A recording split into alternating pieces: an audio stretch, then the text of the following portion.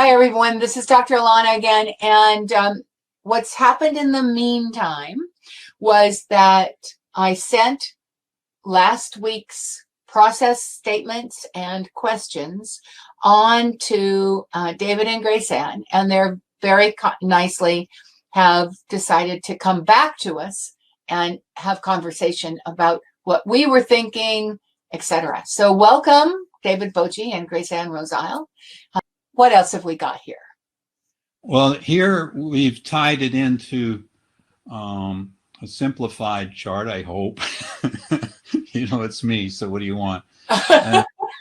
It's got kind of a horizontal, there's many futures and many pasts. So we're constantly futuring, this project, another project, and we're co-creating with others that have their own futuring going on. At the same time, as we're doing that, we're pulling out different parts of history. We're rehistoricizing to support those projects in the future. So there's a loop there of futuring and rehistoricizing. And then by grounding and abstracting Western ways of knowing, and this is where Grace Ann's book is so marvelous, right? We should get the, do you have the book here? Let's just show it. There. I'm going to get the book and show you because she never does this. I'll get it. Oh, she's going to get it. So. All right. This is a very special book. This is Tribal Wisdom for Business Ethics. And in this book, she talks about the difference between storytelling done by indigenous, tribal wisdom, and storytelling done by Western approach. And Western narrative is very much about abstracting concepts, about moving things up to a very universal, generalizable level, very abstract, where grounding in indigenous ways of knowing, right? We call it IWOC, indigenous ways of knowing. Grounding in community, you're grounding in nature, right?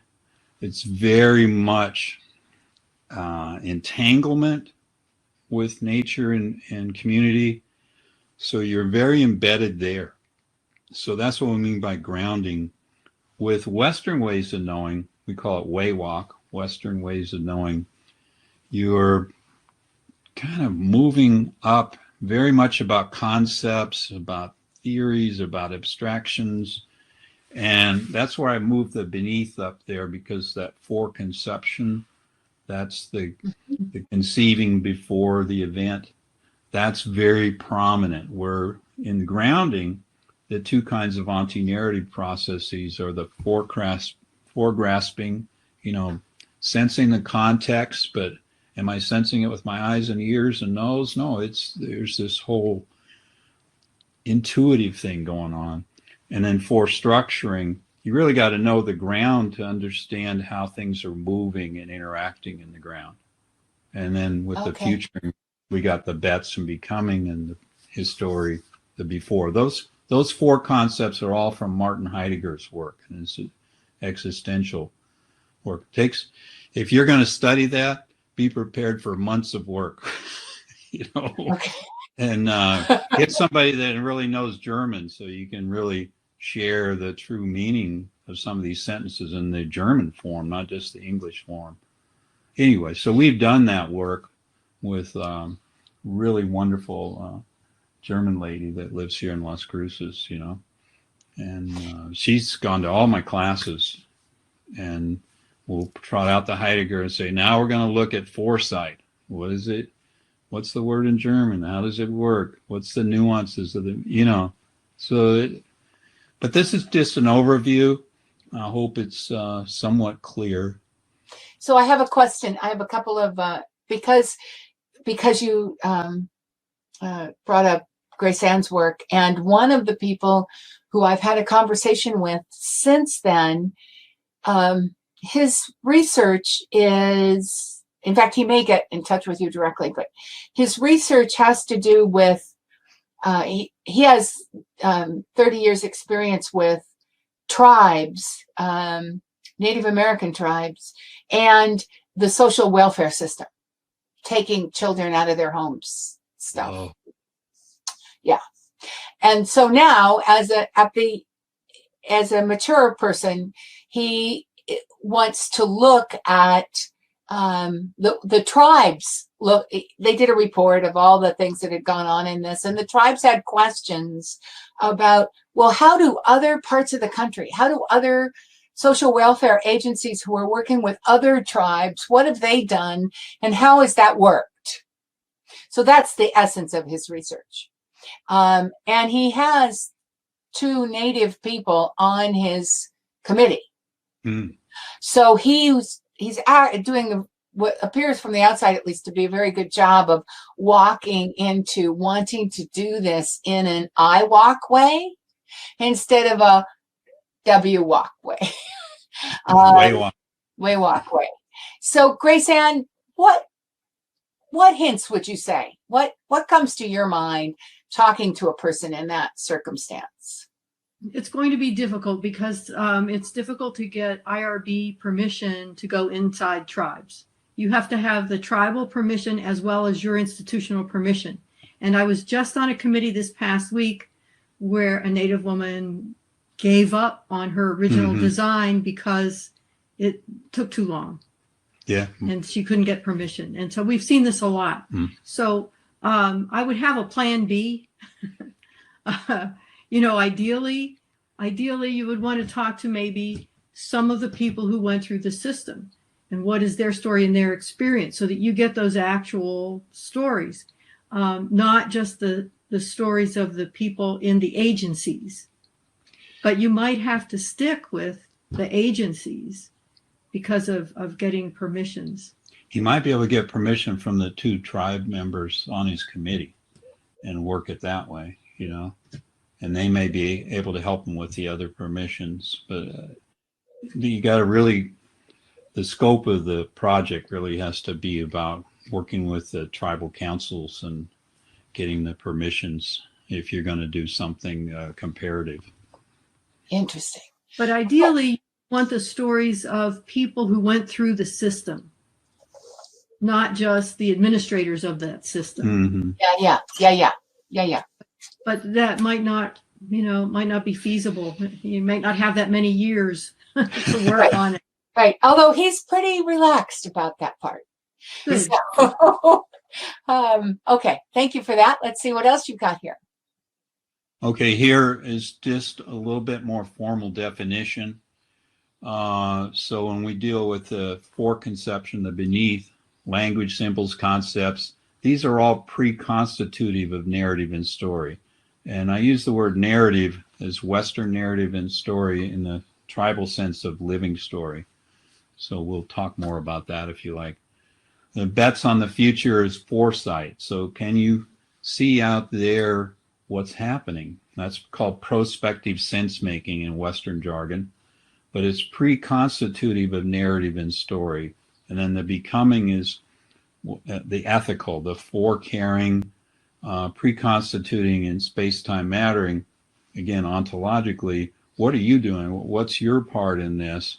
How are you forecaring? How are they forecaring? What's the institution forecaring for what's happening? For example, we're in COVID-19. Are we getting the test kits out? Are we getting are people getting those ventilators?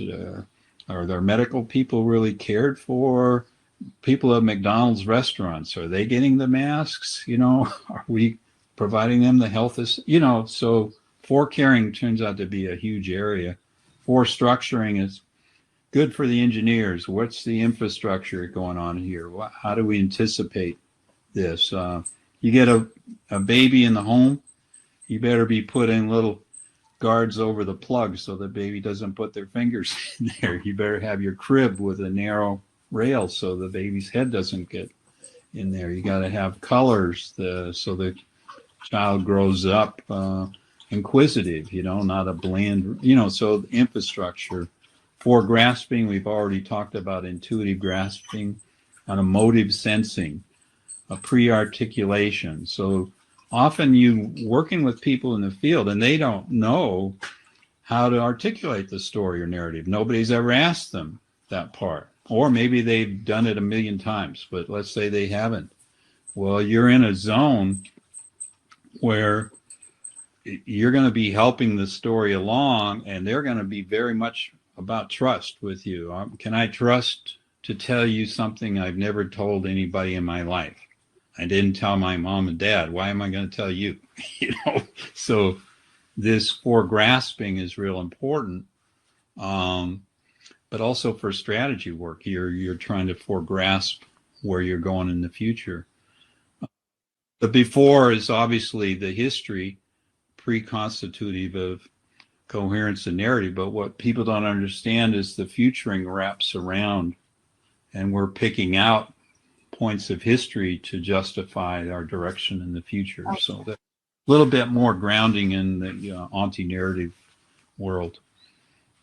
I see these last two slides as good things to have up when I'm beginning to write and I'm putting together my argument and my thoughts and how I want it to go. And then I'm making sure that I've covered these things and I'm figuring out where they belong in the scientific organization of background lit methodology, results and findings. Do you see people who are writing that, put them in different places depending on the story? Now you're starting to see articles where people are using these concepts. The 2001, we only had bets and before, but after 2008 and 14 and now, they're starting to use all six.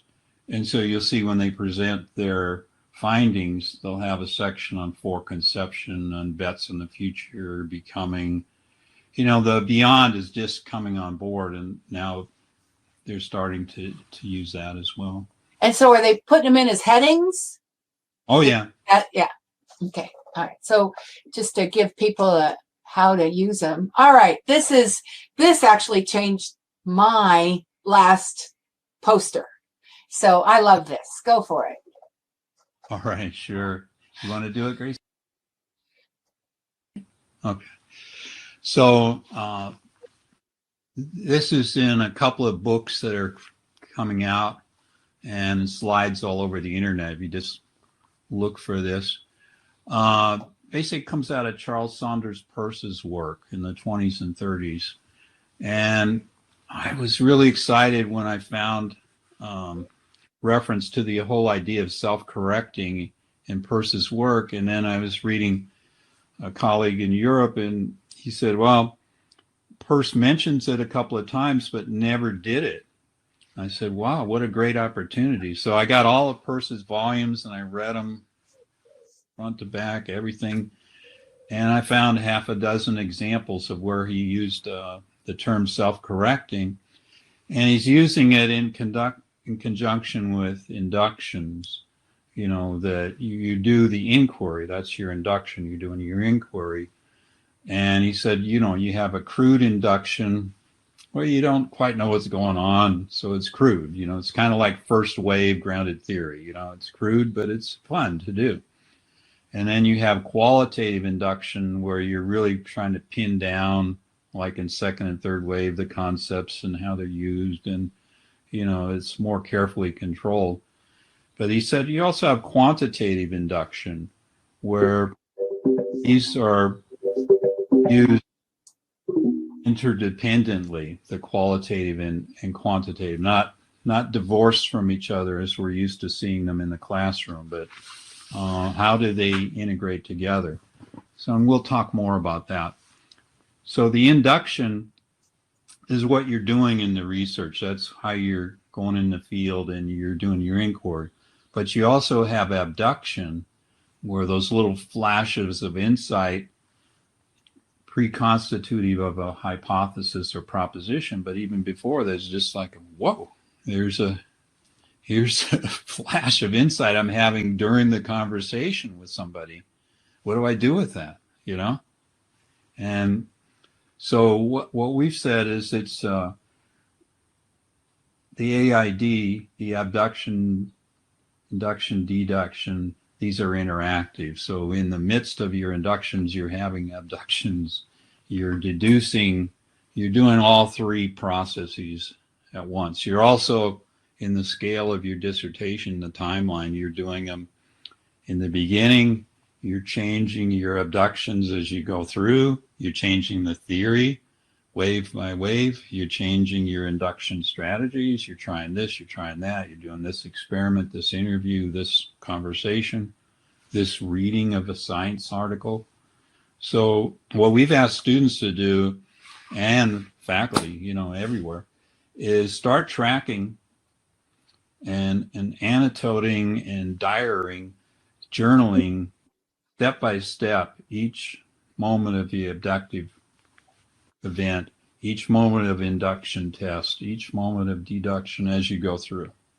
So people aren't used to doing that. They're trained in the survey science world, and they're used to just, well, let's just do everything and distribute our surveys, and then we'll gather all the data, we'll put it all together, clean the data, throw out all the stuff that really doesn't work, clean the data, and then we'll interpret it. Well, you can't do that in qualitative research. You're going to end up with junk. You have to like carefully record your abductions, inductions, deductions as you go.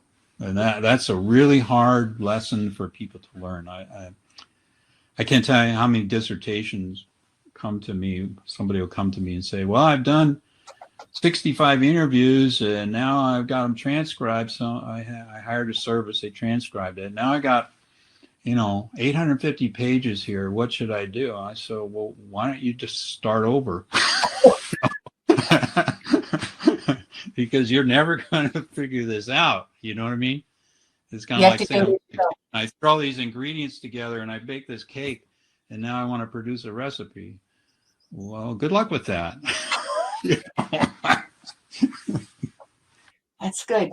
So because I come from an action research background, and action research sees all of this as an ongoing process in a circle.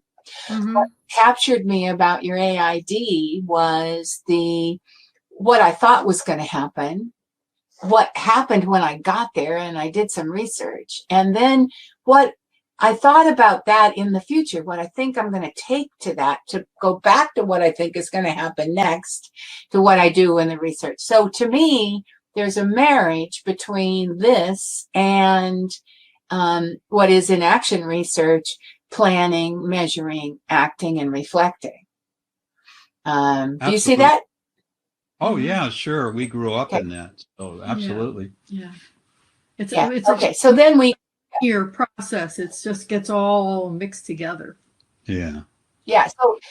So for those who go, oh, no, I can't do that, then think of it as a spiral and just spread that process a little bit and you'll get to the same place. But you'll be doing it as you go. You'll be doing all the bits as you go. You won't come up with 165 pages of transcripts and then go, well, what happened? Yeah, because a good ethnographer is taught, and I used to teach ethnography at UCLA and everywhere else I've been since, is, you learn to document as you go, to take time and journal your diary, not just, oh, here's my main concept and what's happening, and 18 people are going to cite this in my lifetime. What are you doing? So it takes a lot of self-reflexivity, and we'll get to that. Okay. So here's the next. Well, this is the title of the book. It's not by World Scientific anymore. It's not called that. And it's not called that. We'll just take that. So we'll just take that slide out. Okay. How to do conversational storytelling. Edward Elger Publishing is doing it. And how to do conversational storytelling. But if you search on that other one, you can find the original documents before Grace Ann edited them. Okay, so what do we got here? This was done by one of our students, Vanderclyde, whose dissertation I didn't put up there yet, by the way, in that other slide. I'll try to find it. And he went to one of our seminars with Maori students in New Zealand at Christchurch, and talking to him, we were talking about Thomas Kuhn and paradigms and all of that. And I said, you know, it'd be really nice to have a good illustration like puzzle pieces. And so the next day he came and he brought this, and I thought, well, this is a really good teaching tool. And he says, propose an abductive hypothesis to explain a problem. And that's kind of like your little puzzle piece in paradigm work. Go to the next slide. And then you're going to start doing inductive tests. You know, you might do an experiment, you might do an interview, you might do pulling up a science article from another discipline. So you start to do your inquiry. So you're playing with that puzzle piece, and you're starting to generate theory. You're starting to have deductions, you know. So that's happening. Go ahead. And you're testing to see if that theory can be falsified. Like this is big for Karl Popper fans and for Charles Saunders Peirce. You're always trying to refute your own theory as you go. And that's what people are, that's a big learning lesson in conversational storytelling. Is you can do that right in the storytelling conversation. You don't have to like, I'm going to wait a week and come back. And then, no, you can start to tease it out right there in the session and when you come back too. So you're trying to falsify as you go. Go ahead. But you got an anomaly here. It doesn't work. It doesn't quite fit. And what Grace Ann said, it's all about context. So you're looking at the whole context and you're going like, well, it sort of works, but it doesn't quite do it, you know? So what am I going to do? So you're going to have to adjust your theory as you move along in your dissertation work. So ad hoc addition to avoid the theory being refuted. So you're making an ad hoc addition. Now this is where Karl Popper was really concerned. He doesn't like ad hocery, you know, and this is where he wants you to be recording as you go. I'm finding this anomaly and this is what I'm going to do about it. Not, oh, I had an interview. Now I'm going to do a fix to my theory. Oh, yeah. Yeah. The things you don't tell the committee, that you ended up with this piece and it had a bump, but you don't tell them it didn't used to have a bump. You just go forward like you saw it having a bump all along. Yeah, that's part of the deceit in a dissertation, you know, that we try to avoid. And that's where, you know, the self-reflexivity ethics is really a better partner in your dissertation. Yeah. These are just quotes from Charles Saunders Peirce, just so you know. So the 2 indicates these are all from volume 2, and they're from the section 266 to 24, etc. Sometimes they're repeated in a couple different sections. So deduction belongs to a general class of results of theory argument that in the long run tend towards the truth of case results. So he has kind of a truth idea that you're getting closer to the truth. You don't know it yet. You got part of it. You still got some anomalies. You're working it out. And that's the story of a dissertation, I think. Induction, you're working on generalizing from a number of cases. And this is where most dissertations are problematic because they're not being very careful about how they're drawing the cases that are being used. Actually, you would want random sampling, right? Stratified random. That rarely happens. It's mostly opportunity sampling. Yeah. Convenience sampling.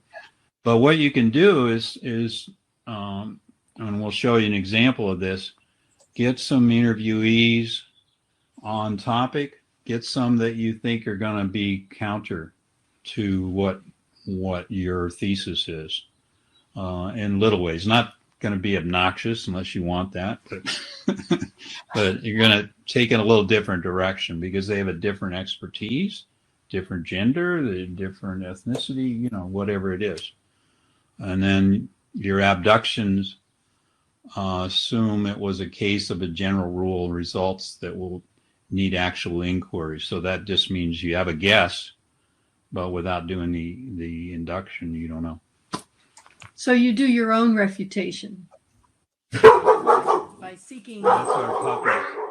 The mailman just showed up. Yeah. That's my abduction. Yeah.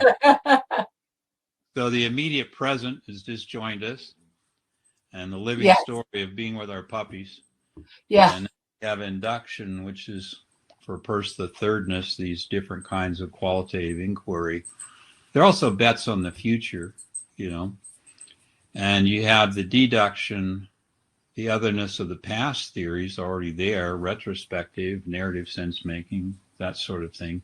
I'm just trying to put these You're AID doing a good job. You're layering.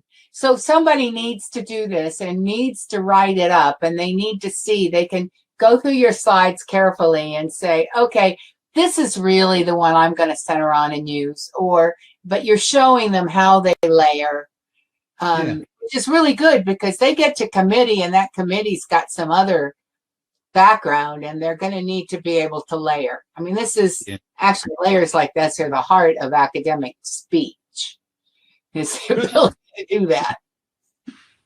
Drives me crazy. Okay. This is an example from New Zealand. I was there. They invited me down for a month. Really good opportunity if we ever get to traveling again. It's Mark's again. Mark Vanderklight. And he came up with this after the second day. He's just really good at graphics and having clear illustrations without a lot of buzzwords hanging around. So I said, okay, let me try this. And we'll go through it step by step in a second. But the AHA, AHAU, is a Maori term for being self-reflexivity. So starting your dissertation in a self-reflexive meditative posture, you know, what am I doing? What am I about? Write it down, you know. So many dissertations, they go in the field and then they say, oh, again, it's what they said and what she said and what, no, it's what you were reflecting upon.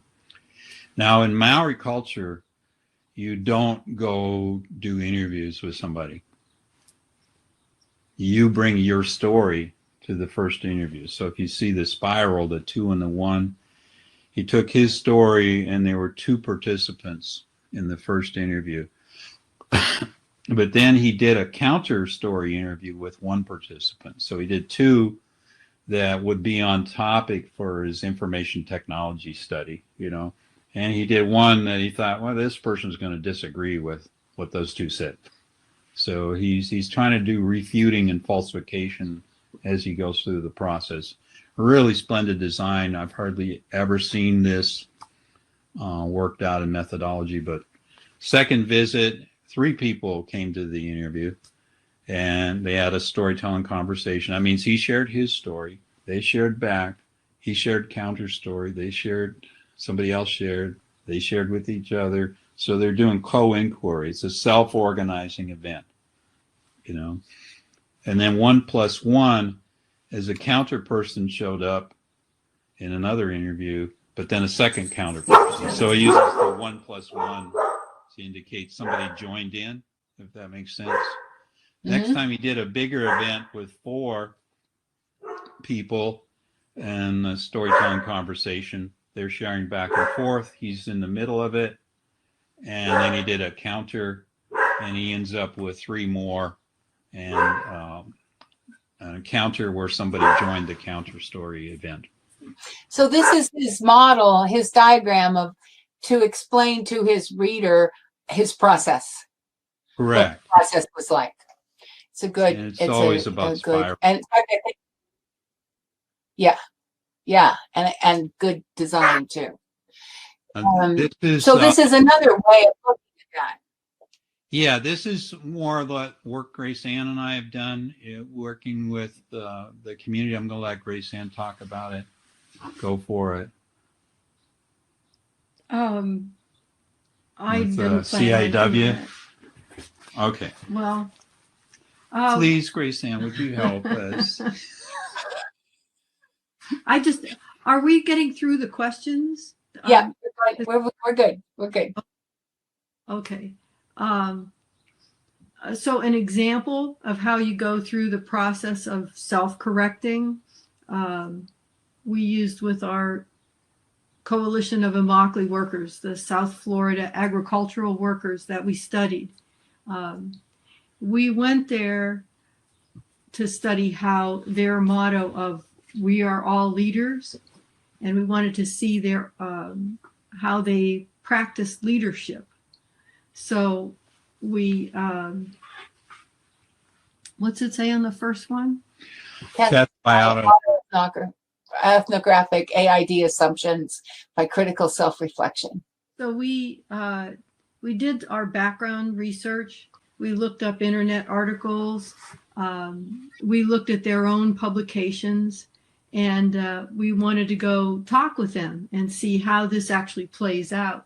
And our idea was that it was this leadership, study, basically, the ensemble, see how they practice what we called ensemble leadership. And they didn't call anything in particular, they just said we're all leaders. So we did observe them in one of their demonstrations. And we got a lot of information on how they involved everyone in decisions. It was not that the traditional management has sometimes been described as head versus hands. So the management is the head and the workers are the hands. And we saw the total opposite of that with the CIW, where they put on a skit, and all of the actors in the skit also carted pieces of the set onto the stage, also swept the floor, did things like, they did everything. Everyone pretty much did everything. And then in the skit itself, they invited the audience to comment, to come up on stage. So it was this very involving, inclusive process. So then we got permission to actually go and visit their headquarters and talk to them. So an interesting aspect of doing qualitative research was that we found out afterwards, somebody said, "Oh, you actually got it." They're a little bit protective of their processes. And so looking back on it, we realized them inviting us to observe their demonstration without getting in the way, we had to promise not to get in the way, was a little bit of a test to see who we were, what story, and how are we going to be in relation to them. And I guess we passed, and they said, "Sure, come on down." But the interesting thing was that even though they said that first day I got there first, so I had more time and spent a week there, they had a staff meeting, and I said, "Oh, good, can I observe your staff meeting?" She said no.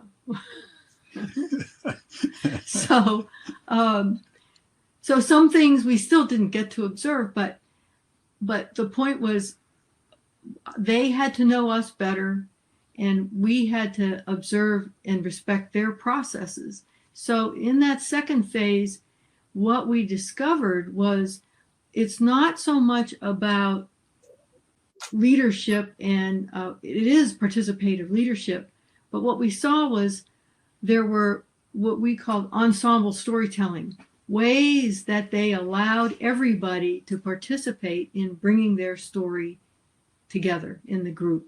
And so our research shifted. So when we look at the self-correctingness, this is what we found in that example, that what we had to shift to was their ways of allowing people to participate in telling and creating a communal story and bringing everything together.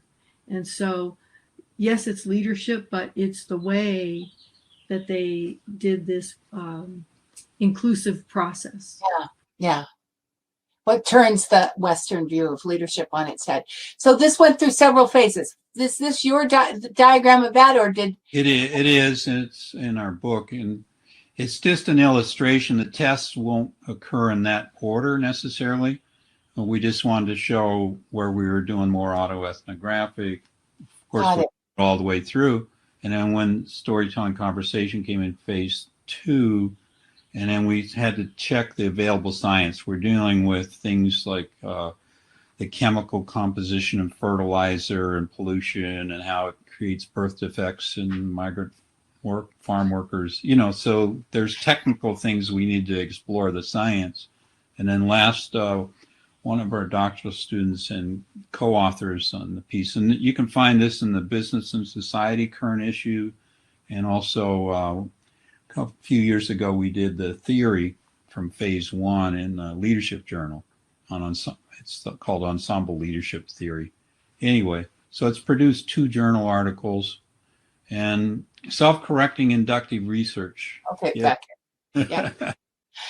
So that's it. We'll go through Vanderkleit's slide here. So this is the name of the praxis.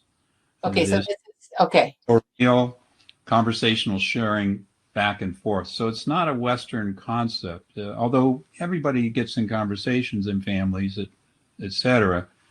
But there's something a little different about the back and forth. Let me give an example of some of this. Was we asked the question with the CIW in Florida. We said, well, how do you motivate people? And and Lucas said, we don't motivate, we animate. And he was clear about. So motivation is a top-down kind of what you do to them. But animation is allowing people to be agents. And be embodied. There's something really different about it. In themselves. Yeah. So that was a self-correcting there that we did. Yeah, very good. So this just goes through the cycle again of analytical comparison. You're doing AHU all the way through so that you got the lines that indicate that going through the whole spiral, the little lines. And you're bringing in people to do counter stories, people that are on topic with you. So easy storytelling conversation events, and then ones that are a little bit more about refutation. You're doing that several times till you get enough sense that, hey, I'm getting the same information back. I'm starting to understand the nuances of context, and you got a bigger picture of what's happening. Okay. So I'm just going to go quick because we're running out of time. Okay, we'll skip that. Yeah, tell me. So you know what else is here? I think people can take the rest of these, or is there a lot of new? Well, this one here is important. Yeah. So Charles Saunders proposed 4 tests. I'll let you read them in detail later, but try to dismiss your own precepts. In other words, your own abductions, your own theories too, and everybody else's. And ask other people. If you still need to do more research, then go around and ask other people. Have the conversational storytelling events. You know, invest in that as a inductive inquiry. Now, if you're still not there, maybe you need to look at science, laws of nature, and go out to other journals. Maybe your field doesn't hold the answers, and you have to go to other fields to make this an interdisciplinary dissertation. And then 4, maybe you need to do experiments yourself. Go out and become a migrant worker for a day and see how that feels. See what pay you get at the end of the day, what hassles you get, how your whole body gets gummed up with tomato glue, you know? So what it's like to be in the heat of the sun when you can't get a glass of water, you know? So you sort of get into the event as an experiment, or you conduct an experiment. Like, I think I know the theory. Now I'm going to do this intervention and see if we get the impact I thought it would have, you know? Experiment. So this is just a little more detailed on what Grace Ann presented, and we're throwing in a little bit more example. I put in some slides for those of you who are trying to understand how to analyze text, and you've collected your interviews, you transcribed them. What you find in conversational storytelling, very few stories. In miles of conversation transcript, you might find a little snippet here and a little snippet there, but you're an outsider. you don't see that every word is part of somebody's story and the whole entanglement of the context. So each story and each occurrence of the word story is part of the other, right? Each story is at once larger and smaller than itself, and that gets at that intersubjectivity and the contextual aspect of storytelling. So just some things to play around with. Here's an example from my 1991 article in Administrative Science Quarterly. And Doug is speaking with Sam. Doug is a new CEO. Sam has been at this organization 20 years. And I look at Goldco, that's the name of the company, as a toy that somebody decided to put in the company because it was fun. Sam says, well, I'll tell you how that came about. So here we're having a true founding story, a true storyteller coming in. I thought you would, lots of laughter from the group. And they know from that, what do you know from that? That they're all laughing as a group. That Sam's playing a role that they're all expecting Sam to play. That this is not a new event for this group. Sam Koch worked for Breeze or something like that. Oh, you know the story. You know the story? That means they've left it in your intersubjectivity to figure out. Like, I'm there, I'm an ethnographer, I'm recording this, I'm taping it, I'm transcribing it myself, no secretary, I'm transcribing it. And I'm going, you know the story? Wait, I don't know this story. I don't know this story. So what have I got to do? I got to go back and talk to Sam again and find out the context. I got to talk to other people, get the history. No, go ahead, tell it. It's really important. He got out there and he came over and they formed Goldco. Goldco does not mean gold company or anything else. It means Billy Gold. Gold and Koch, Goldco, Koch. So they're explaining the derivation of it. You rarely get this kind of penetrating in depth for what's going on in conversations. You know, it's usually a bunch of et cetera, you know, kinda, and they move on. I think, David, we need to be sure Next. we have answered all of their questions. All right, let's go on to the next one. This is another one. Let's go back to their question. All right, let's go on to the next one. All right, so I'll just say there's some stuff here, and you're open to have another conversation. If somebody says, wait a second, I looked through that and I had a story and I want you to tell them more, you'll do it. Okay. And then you have some places that go. Yeah, you can join any Monday or Tuesday. Join Grace Ann and I in the Zoom session if you want. There's our code. There's the times. Oh, that's great. That's really great. Okay, so you might have some new people show up after next Monday. And what's this? That's on Tuesdays. We've been doing the True Storytelling series. We started out with the basic principles of what's true, how to make room for a new story, how to have a plot in your. These are about for projects people are doing because it's more organizational. The timing of your project, how to help stories along. We did that last week. Next week we do staging. What are the artifacts to consider in staging a story? And then we'll end with reflexivity the following week. So we got 2 more weeks to go on this series. Was that last slide that say Monday? This Tuesday. Is the Tuesday series. Tuesday is storytelling. Monday is something totally different. Sunday is storytelling using shamanic practices. You know? That's different, David, is it not? Okay. I know it's different. Yeah, like Monday. Okay, so is it the same Zoom? Zoom. Same people. Okay. Tuesdays, there's Tuesday. 2 left, and there's a series. Tuesday is more on the storytelling research, yes. Yeah. Okay. Monday is like how to survive in the new world. It's not on the we don't know about yet. And then here's your shamanic drumming. Yeah. Yeah, that's the Monday. That's Mondays. Okay. Monday. And that's 40 out of 41. Okay, so in closing, I'll go back to the first. Go back to the question. Let's see if we get. Did we get them all? You got the titles of the dissertations, and you talked about what if the story tells only part of the story. Yeah. And you talked about the purpose of the technique. Narrative interview, you discussed the differences between narrative interview and this. Right. And you went pretty good depth into intersubjectivity analysis, and the whole idea of grounded theory and how it works, how it nestles with this.